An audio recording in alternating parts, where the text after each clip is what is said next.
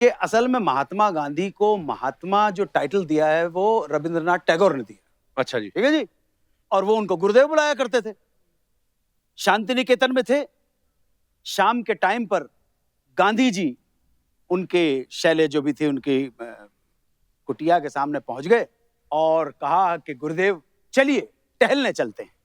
गुरुदेव आराम कुर्सी पे बैठे हुए थे। कहने महात्मा जी आप मुझे 10 मिनट दे दीजिए आप। ये कह के वो अपने जो शैक है उसके अंदर चले गए। अच्छा जी। 10 की जगह 15 हो गए, 15 की जगह 20 मिनट हो गए, 25 मिनट हो गए। गांधी जी से बर्दाश्त नहीं हुआ। अंदर गए तो क्या देखते हैं, एक फुल मिरर के सामने रविंद्रनाथ टैगोर कंघी लिए बड़े तरतीब से अपने बालों को सजा रहे हैं, देख रहे हैं, परफ्यूम लगा रहे हैं, सज रहे हैं, शोला श्रृंगार कर रहे हैं। गांधी जी ने कहा गुरुदेव इस उम्र में ये सजना धजना ये श्रृंगार। रविंद्रनाथ टैगोर ने गांधी से कहा कि महात्मा जी जब तक जवानी थी तब तक तो चल जाता था, बुढ़ापे में मैं किसी को अगली या असुंदर लगूं ये बहुत बड़ी वायलेंस की बात है। ठीक है ना? अंकल जब आपको कोई बोलने लगे एक्सेप्ट इट। एक प्रोग्राम में मैं गया तो मैंने यही बात कही, आप लोगों की अगर दुआ रही तो 63 साल का हो जाऊंगा। अब एंकर को तो कुछ बोलना है तो वो बोले नहीं नहीं अन्नू जी आप तो दिल से अभी भी जवान हैं। मैंने उनकी तरफ कहा अगर कोई किसी स्टेज पे जाके ये बोले कि अभी तो दिल से जवान है तो इसका साफ मतलब है कि जवानी बाकी सारी जगह से गायब हो चुकी है।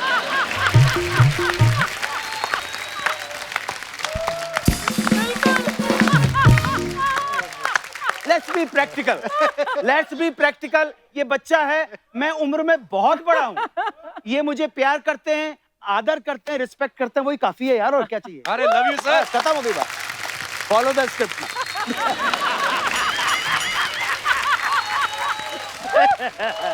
ओहो।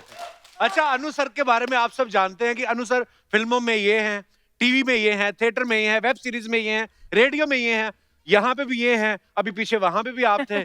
सर हर जगह आप हैं। घर जाने का मौका मिलता है कि घर वाले भी आपको रेडियो पे ही सुनते हैं या टीवी पे देखते हैं? विद ड्यू रिस्पेक्ट, काम किया और घर वापस आ गए। ठीक है, बाहर वाली कोई है नहीं तो घर वाली। ठीक है। और दूसरी बात, अच्छा। मुझे बिल्कुल गलत मत समझना, मैं तो काम इसलिए करता हूं कि मुझे पैसा मिलता है। पैसा ही मेरा धर्म ईमान है।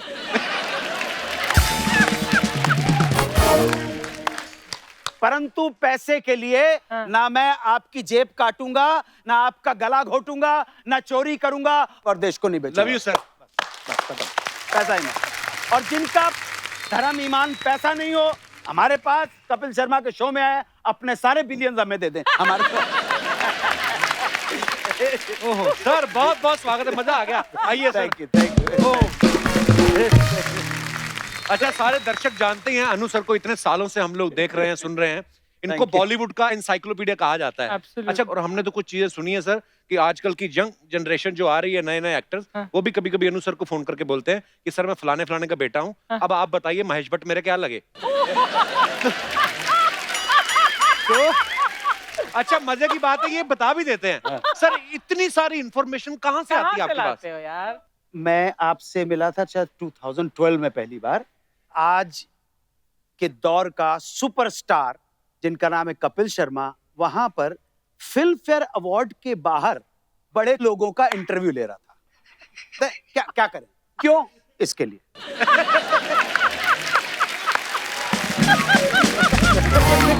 समझे? तो इस वजह से क्या होता है कि जब आदमी को सही राह पे चल के पैसा मिलना शुरू हो जाता है तो आदमी उसमें मन लगा के काम करता है। कहता है यार कॉम्पिटिटिव वर्ल्ड है, मेरे पास जो इंफॉर्मेशन है वो ऐसी होनी चाहिए जो ऑथेंटिक भी हो और इंटरेस्टिंग भी हो, इसलिए वो होता। Information is money and you have all the फिल्मी इंफॉर्मेशन पॉसिबल। नहीं, फिल्मों के अलावा भी नहीं, संगीत के बारे में पूछ लो, फिल्मों के बारे में पूछ लो। अब जैसे मैं आपको बता रहा हूं, आपने रिश्ते नातों की बात की, हम भी रिश्ते नाते बताते हैं कि भाई शत्रुघ्न सिन्हा और विजेता पंडित में मतलब क्या पारिवारिक रिश्ता है। अरे विजेता पंडित और शत्रुघ्न सिन्हा में फैमिली कनेक्शन क्या है?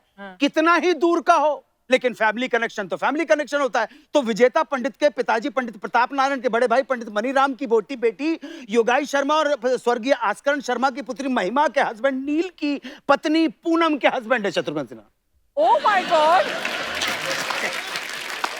समझ नहीं आया।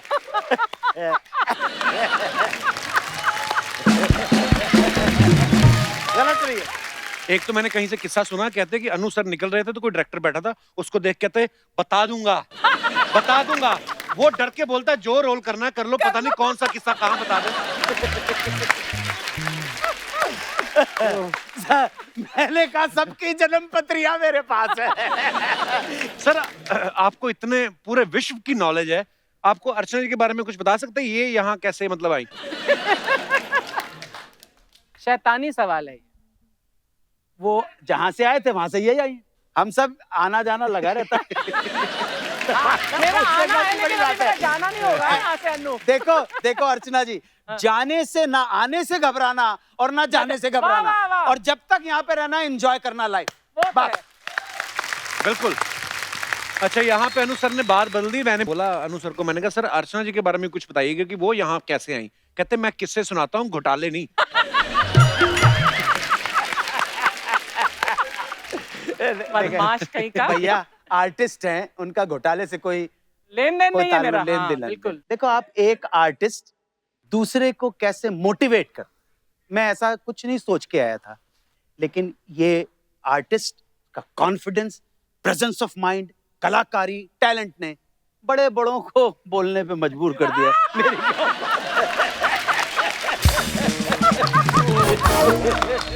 सर आजकल जो चल रहा है, आजकल मीडिया में, आप पता नहीं आप न्यूज़ देखते कि नहीं, मतलब कोई मुद्दे की बात नहीं होती आजकल, कुछ भी दिखा रहे हैं टीवी पे। कपिल भाई, आप छोटे भाई और बच्चे की तरह हो। मैं सिर्फ इसलिए नहीं देखता हूं कि आपका देश करप्ट और टुच्चे और बेईमानों का देश है। ये कोई न्यूज हुई क्या?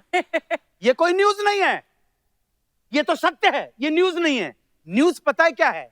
हाँ। कि बोरीवली स्टेशन के सामने भाऊ बीज के दिन एक लड़की बैठी ऑटो के अंदर, और उसके पास एक बैग था छोटा मोटा, कोई 1-1.5 लाख रुपए की जो ज्वेलरी थी, वो उसी ऑटो रिक्शा के अंदर भूल के चली गई। दूसरी सवारी जब ऑटो वाले ने बिठाई तो उसने देखा, सवारी ने कहा ये कुछ पड़ा हुआ है भाई। ऑटो रिक्शा गरीब था, घाटकोपर का रहने वाला पावले, तो उसने देखा कि ये क्या है, वो सीधे पहुंचा बोरीवली स्टेशन। उसने कहा साहब एक बहन जो है ये छोड़ के गई है। उन्होंने कहा रिपोर्ट लिखवा दीजिए कि मैं यहाँ पे खड़ा हूँ। पूरे दिन भर की दिहाड़ी छोड़ के वो रिक्शे वाला वहां पे खड़ा रहा जब तक कि वो बहन नहीं आ गई। अरे न्यूज ये है यार। वैसे तो इंडिया के बारे में ये भी कहा जाता है कि हम हिंदुस्तानी जो हैं स्वभाव के बड़े शर्मीले होते हैं जी। शर्मा शर्मी में 130 करोड़ हो गए। किसी दिन छोड़ के सर आप शुरू से शरारती थे। आपकी प्रेजेंस, आप नौजवानों के साथ नौजवान बनने की कोशिश नहीं कर रहा, लेकिन आप जिस दिशा में मुझे बहा रहे हो कि चलो मैं, अरे क्या बात है सर, बड़ा कुछ credit goes to you sir. हम इतने सालों से आपको देखते आ रहे हैं, सीखते आ रहे हैं, और आज बहुत कुछ सिखा के जाएंगे आप हमें। Love you sir, thank you so much for coming. अच्छा, अनु जी का नाम जो है पूरा अनिल कपूर है, तो सर ऐसा कभी हुआ है कि अनिल कपूर साहब जो हैं उनका चेक आपके नाम पे आ गया और आपने देखा हो मेरी तो इतने पैसे में बात नहीं हुई, ज्यादा आ गए हैं, कभी ऐसी गड़बड़ हुई है? जी बिल्कुल। अच्छा, बात ऐसी है कि अनिल कपूर जो हैं वो उम्र में शायद आई थिंक दिसंबर बॉर्न है, और वो 1957 बॉर्न है। तो मैं मेरे साथ के ये जो है अनिल कपूर और सनी देओल और Jackie Shroff, if I am not mistaken मैं उनसे बड़ा हूँ उम्र के अंदर। अच्छा जी। सो भैया हम जब आए यहाँ पर तो एक पिक्चर साथ में करते मशाल, वो हीरो जी हैं। हमारी तो कोई औकात ही नहीं, ना शक्ल है, ना सूरत है, ना पर्सनालिटी है, लेकिन फिर भी चलो जी कोई प्रॉब्लम नहीं है। तो 4000 रुपए में दिलीप कुमार के पीछे खड़ा कर दिया। अच्छा जी। यश चोपड़ा। मेरा तो total full and final payment ही 4000 था, लेकिन यश चोपड़ा के ऑफिस से इस तरह कुछ हो गया कि अनिल कपूर के नाम का रुपए 10,000 का चेक काट देता। अच्छा जी। और मैं गया राजकमल स्टूडियो में, तो उन्होंने चेक मुझे दे दिया। अच्छा, जब वो चेक मुझे दिया तो 10,000 देख के मुझे लगा कि हम जैसे टीचरों की जिंदगी में चमत्कार कैसे हो गया यार। तो फिर मैंने कहा, मैंने ऊपर वाले को मैंने कहा प्रभु ईश्वर जो भी है तू, गणपति गजानन विघ्नहर्ता, तूने ये चमत्कार मुझ पे कर दिया, बड़ी कृपा दृष्टि है तेरी, 10,000 का चेक दे दिया। पता नहीं यश चोपड़ा के मन में मेरे लिए दया आ गई हो, गरीब के लिए दया।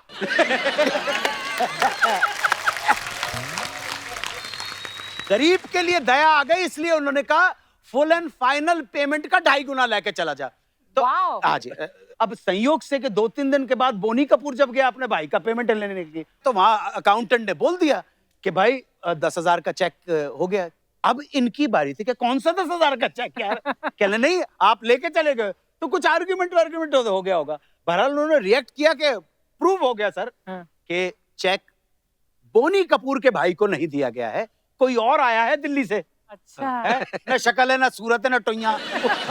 वो उसको 10,000 रुपए। इत्तेफाक से आप देखिए अर्चना जी कि उस वक्त इस गरीब का बैंक अकाउंट तक यहाँ पे नहीं था। अच्छा तो अब जब जाएंगे तो चेक डालेंगे ना। तो चेक वो का वही पड़ा हुआ था। तो उन्होंने कहा देखो ऐसा है कि ये चेक मेरे ब्रदर हीरो अनिल कपूर का है। मैंने कहा जी ले लो। इतना ईमानदार था मैं। क्या बात है। ऐसा। अच्छा इनका नाम भी सेम था, चेक आ गया, हालांकि विद्रोह भी कर सकते कि नहीं मेरा ही है। अर्चना जी का तो किसी से नाम भी नहीं मिलता, फिर भी शत्रुघ्न सिन्हा साहब का चेक उठाती थी ये।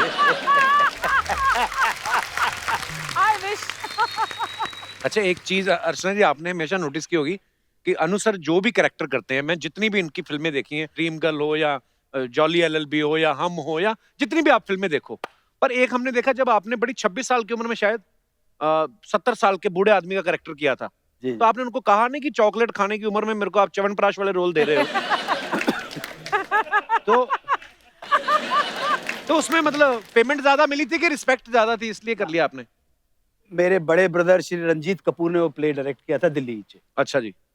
बड़े बड़े महारथी थिएटर के श्री पंकज कपूर, श्री एसएम जहीर, श्री के रैना, श्री के रैना, बड़े बड़े, और मुझे ये रोल दे दिया।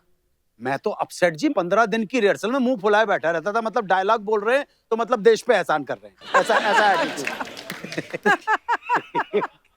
सो मैंने अपने ब्रदर की शिकायत अपने एक और भाई श्री अनिल चौधरी, जिनके बारे में कहता हूं कि शायद सबसे पहले मेरे अंदर जो कुछ भी प्रतिभा के कीटाणु थे सबसे पहले उन्होंने पहचाने जब मुझे कबीर का रोल दिया उन्होंने। तो मैंने अनिल भाई साहब, अनिल चौधरी साहब से शिकायत की। मैंने कहा देखिए 70 साल के बूढ़े का रोल कर दिया। उन्होंने मेरे ब्रदर से भी कहा कि अन्नू बहुत अपसेट है। मेरे ब्रदर ने उस वक्त रिएक्ट नहीं किया। मुझे अनिल भाई साहब ने कहा तू कुछ कर। तो एक दिन मैं 15 दिन के बाद में बैठा हुआ था एंड सडनली डायलॉग बोलने का टर्न आया तो मुझे हमारे थिएटर कंपनी के ताऊ जी याद आ गए। दांत उनके तो जब बोलते थे इस तरह से हमारे तो मैंने ये कर दिया और मेरे ब्रदर को कहा यस। अच्छा। और इस तरह से सडनली वो कैरेक्टर निकल गया। क्या बात है। और उसकी वजह से थोड़ा सा जब हम लोग प्ले लेके यहाँ पर आए थे तो बड़े बड़े लोगों ने देखा और वो प्ले एक जरिया बन गया यहाँ तक आप सब लोगों के सामने पहुंचा। क्या बात है, ब्यूटीफुल जर्नी। सर कभी ऐसा भी हुआ, आपने इतना लंबा करियर है आपका, कभी आपको यार स्क्रिप्ट ना पसंद आई हो, आपने कहा मैंने करना नहीं है ये, इस चक्कर में आपने पैसे ज्यादा बोल दिए हो? अरे सर ये और वो भी मान गया हो? हम तो पूरी स्टडी करके बैठे वो उस जमाने में 4x4 सीमा सोसाइटी में रहता था। नीचे का एक कमरा था, ग्राउंड फ्लोर का, सेपरेट एंट्रेंस थी, उसकी छोटी सी बालकनी थी। तो उस बालकनी में एक छोटा सा गैस का स्टोव लगा लिया था और अंदर EMI जैसे कहते हैं इंस्टॉलमेंट के ऊपर 6,500 रुपए का एक फ्रिज भी ले आए थे और कटसी सत्यजीत रे का एक प्रोजेक्ट कर लिया था। अच्छा जी। उम्मीद से ज्यादा पैसे मिल गए थे। हमने तो कहा 3,000 मिलते हैं तो 15,000 दे दिए। लेकिन अभी जी एक अग्रवाल साहब थे, वो आए और उन्होंने जो सब्जेक्ट सुनाया अर्चना जी, वो तो सेमी पोर्नो फिल्म का सब्जेक्ट था। तो मैंने कहा कि जी मैं तो नहीं, ये तो नहीं करूंगा। मैंने अपने सेक्रेटरी, मेरा सेक्रेटरी का नाम था भूपी, मैं क्या भूपी ऐसे नहीं करना यार, ऐसे अश्लील है, अश्लील है, एनु की लग रहा है कि मैं इस तरह। आप ताजुब करेंगे, अभी भी एक मेरा फैन है, उसने कहा मुझसे, मैं बात बाइफरकेट नहीं कर रहा, कहने लगे कि मैंने आपको सामने रख के एक फिल्म का सब्जेक्ट लिखा है बिल्कुल आप ही मेरे सामने पर्सोनिफाई हो गए। मैं आपको कहानी सुनाना चाहता हूँ। मैंने कहा तू स्क्रिप्ट, कल मैं फोन के ऊपर बताया, इट इज अ स्टोरी, आपको सामने ले, परवर्टेड सन की बुड्ढे की कहानी। मैंने कहा यार, तो बहरहाल मैंने भूपी को कहा, मैंने कहा भूपी मेरे को नहीं करना है। कहते बाबूजी देखो आप फिल्म इंडस्ट्री च रहंदे ने, स्ट्रेट नो नहीं कहते।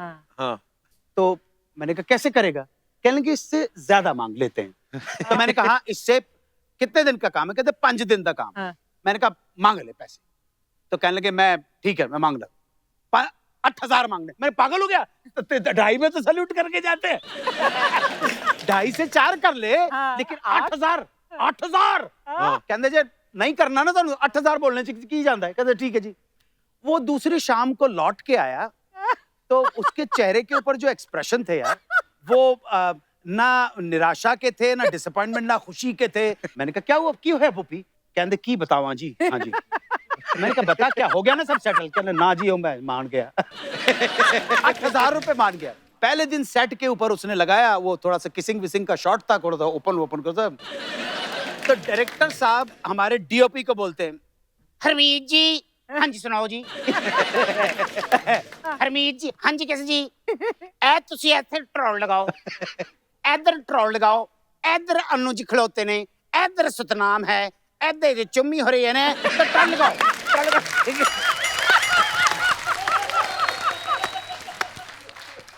कहंदे ए चली ए ट्रॉली चली, ए कर एक्शन, ए चुम्मी चुम्मी चुम्मी चुम्मी चुम्मी चुम्मी चुम्मी चुम्मी चुम्मी चुम्मी चुम्मी चुम्मी चुम्मी चुम्मी। सर वो फिल्म आप देख सकते हैं, और मैं बहुत गर्व के साथ नहीं कह रहा हूँ, लेकिन मजबूरी में इस तरह का काम करना पड़ा है। सर आपने जो भी किया है ना, वो कसम से मैं देख रहा हूँ कि आप जब किस्सा सुनाते हैं तो इतना उसमें डूब के सुनाते हैं, तो आप जब कैरेक्टर करते हो तो कितनी, और मुझे लगता है कि शायद ऊपर वाले की आपके ऊपर इतनी मेहर है, मुझे लगता नहीं कि इतनी मेहनत आपको करनी पड़ती होगी। आप मुझे लगता है कॉस्ट्यूम पहनते हो और कैरेक्टर में आ जाते हो। मैंने कपिल भाई हमेशा, अर्चना जी एक बात, मुझे जो कैरेक्टर दिया है, with in the limitation of that character, मैं उससे बाहर नहीं जाऊंगा, उसके ही उसके अंदर खेलूंगा मैं। एक कैरेक्टर एक राग है, एक जोग राग है, उसी के अंदर खेलना है। क्या बात है। राइटर के बाहर नहीं जाना, डायरेक्टर के फ्रेम से बाहर नहीं जाना, उसी में आप जो कर सकते हो। पर अन्नू आप तो बहुत पहले शुरू किया था 1980s में, राइट? नहीं, थिएटर तो 16 साल की उम्र में जी, 48 साल हो गए। तो you have brought that kind of acting on screen जो आजकल नए दौर में शुरू हुई है। मतलब हमारी बॉलीवुड में थोड़ी सी ओवर, थोड़ी सी ज्यादा, थोड़ी सी रिप्रेजेंटेशनल एक्टिंग होती है, बट आप पंकज कपूर वगैरह, उन्होंने उस रघुवीर दौर भैया, में हम लोग सब एक ही जगह से निकले हुए एनएसडी के लोग हैं। पंकज कपूर हुए, श्री रघुवीर यादव हुए, तो ये अनुपम के, ये हम लोग एक ही पेड़ के फल हैं। तो अप्रोच हमारी रोल को करने की जो है, हम लोग कितने कॉमेडी करवा लो, उसको सीरियसनेस के साथ, अप्रोच हमारी सीरियस है। आज आपके प्रोग्राम में आया हूं, मुझे मालूम है हंसने हंसाने का प्रोग्राम है, लेकिन यहाँ पे आप ये सोचें कि मैं ऐसे करके बैठना भी होगा ना, तो उसमें भी एक अदा होगी जी। क्या बात है। हाँ, उसमें ऐसे नहीं है। सर आप जो बोलते हैं, जिस प्रकार से आप बोलते हैं और जितनी आपको नॉलेज है, मुझे लगता है कभी भी आप कभी कहीं खड़े हो और आपके सामने कोई दूसरा बोलने की हिम्मत कर ही नहीं सकता, बोल पाता ही नहीं है। तो सर घर पे भी ये माहौल है कि घर पे बोल नहीं पाते, इसलिए फिर सारा बाहर बोल देते हैं आप?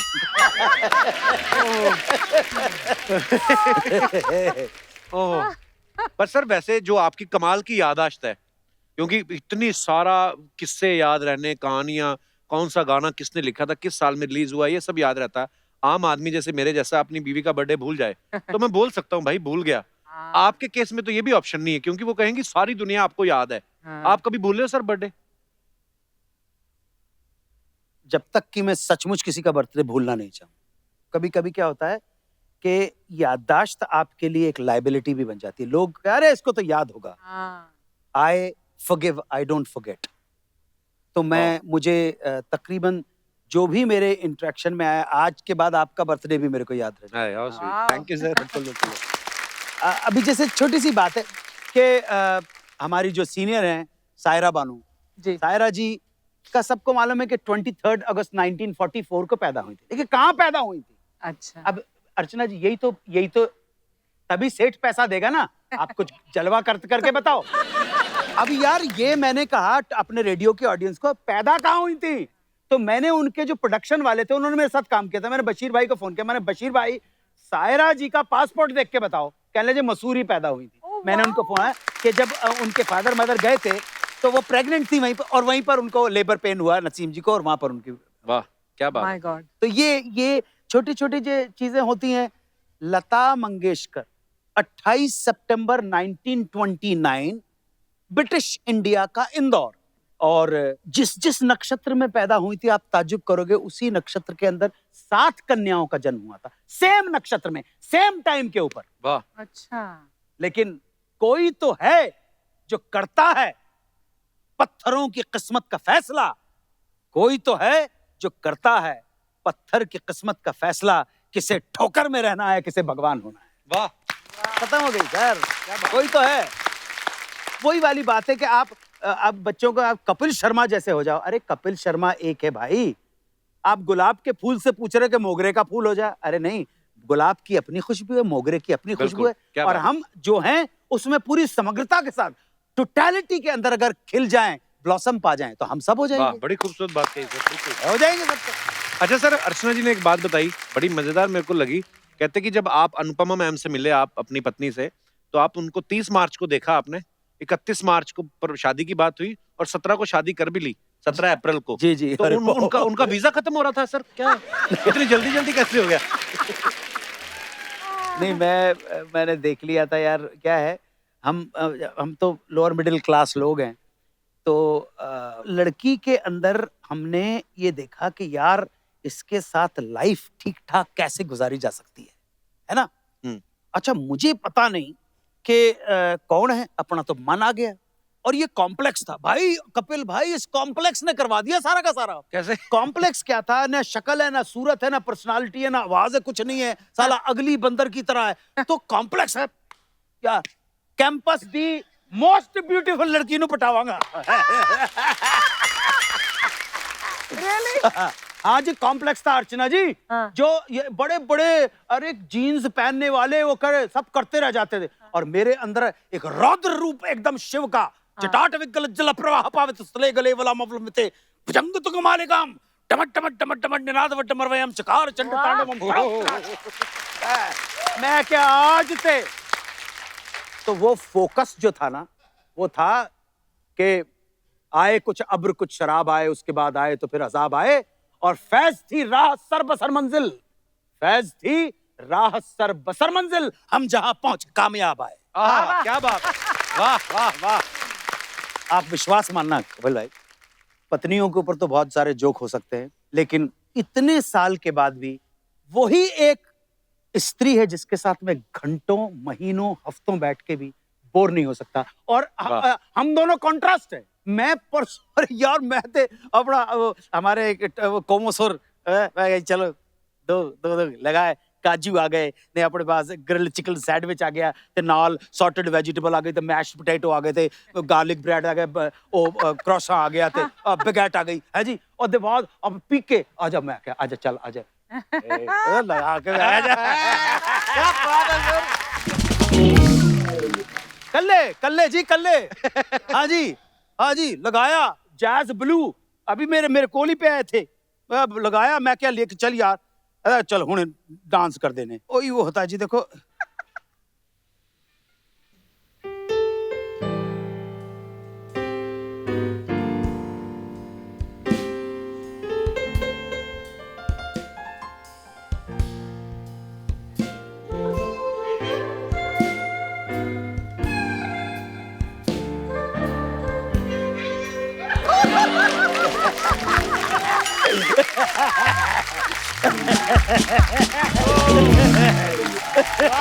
वाह सर, क्या बात है। पापा जी, मैं एक बात और कह रहा हूँ।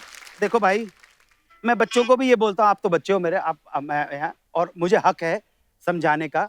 देखो भाई, अगर ऐसा है इधर उधर मुंह मारना हो, एक तो मैं कभी ये सलाह नहीं दूंगा बिल्कुल शादीशुदा लोगों को। कोशिश करना, जो आपकी पार्टनर है, आपकी जीवन संगनी है, आपकी पत्नी है, आपके बच्चे की माँ उसको तकलीफ नहीं दी। क्या बात है यार। सीरियस बात है भाई, बहुत बहुत। आप समझ लीजिए, you are also married, she is also married. यहाँ पे जितने ही बैठे, और ये जो बैठे हुए छोकरे, इनका तो क्या है। हर यंग कपल को उसी तरह से रहना है, एक दूसरे की अच्छाइयों और बुराइयों को एक्सेप्ट करने के बाद रहना है। देखो, जब तक गर्लफ्रेंड रहती है ना, ब्रश ब्रश करके आए, हाँ फुच फुच फुच करके गर्लफ्रेंड मिल रहे, हुणते डेट हो गई। लेकिन वही जब पत्नी बनती है, सो के जब उठते हो ना, सड़े हुए दांत कर ले, वो पत्नी का ही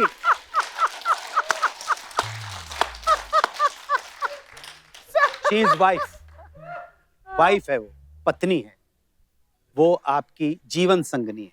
तो वो जीवन संगनी का हिसाब किताब बिल्कुल अच्छा होता है। और भैया, जब तक हिम्मत नहीं है, अब ये लिव इन वाली रिलेशनशिप चल गई है ना, हिम्मत करना। शादी, ये जितने लोग बैठे हुए हैं, कितने लोग हैं शादीशुदा, हाथ उठाओ। हिम्मत है, हम लोगों में हिम्मत है, ये जान पे खेलने की हिम्मत है।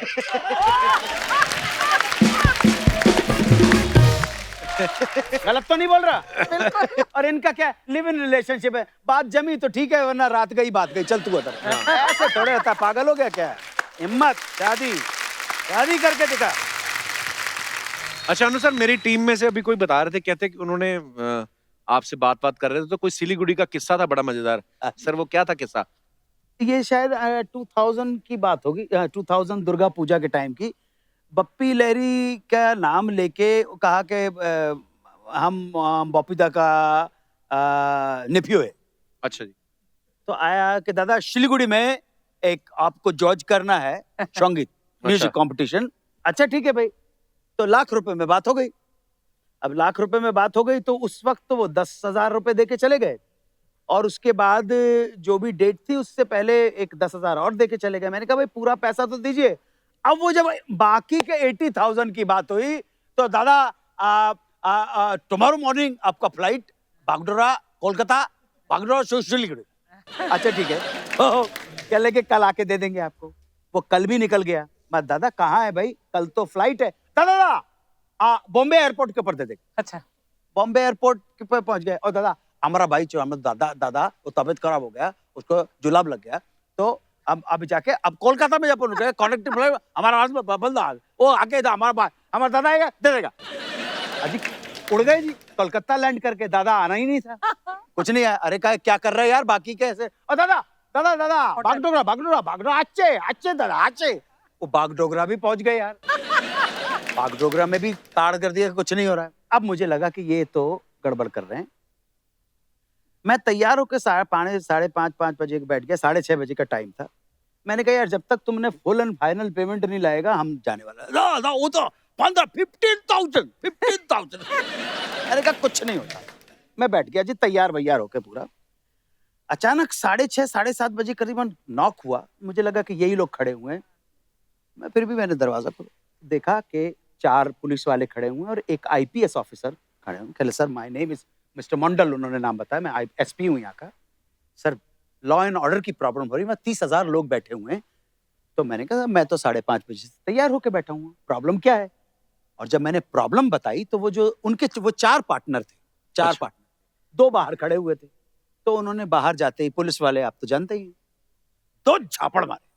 उन्होंने कहा बाकी के इन दोनों को पकड़ के जेल में बंद करो। हाँ। और दोनों को बोलो कि सिलीगुड़ी के अंदर जाके कैसे भी हो 80,000 लाए, और in spite of being an IPS officer से मैं गारंटी लेता हूं सर। मैंने कहा यार चलिए कोई प्रॉब्लम, मैं चलता हूं। अब जी अर्चना जी वहां पे पहुंच गए। तो ऐसे जज की कुर्सी तो ऐसी होती है। तो मेरे राइट साइड में एक पुलिस वाला खड़ा और एक साइड में कोई और खड़ा हुआ। अभी जी गाना वाना चल रहा है, गाना सारा का सारा चल रहा है। ध्यान रखें 80,000 उसने कहा है पुलिस वाले। तो मैं अब आपको बता देता हूँ। अब जैसे आप जज बैठे हुए हैं और यहाँ पर खड़े हुए हैं, अब आप से बोला गया, आप अपना वो बात कर रहे हैं, फलाना कर रहे हैं। इधर से एक आदमी आया, कपिल भाई हैं करके, वो पार्टनर उनका, दादा 7,900 और ये अन्नू कपूर ने इधर दे दिया। ये चलते शो में पूरा टिकट गिर रहा है पूरा, और वहां पे लिख रहा है। उसके बाद अन्नू कपूर यहाँ पे यही जो भाषणबाजी आप लोगों के सामने थी, ये संगीत क्या है, तन रबाब मन किंगरी और रगे भाई सप्तार, ये रोम रोम सुर देते हैं समाज दम। दादा 27,600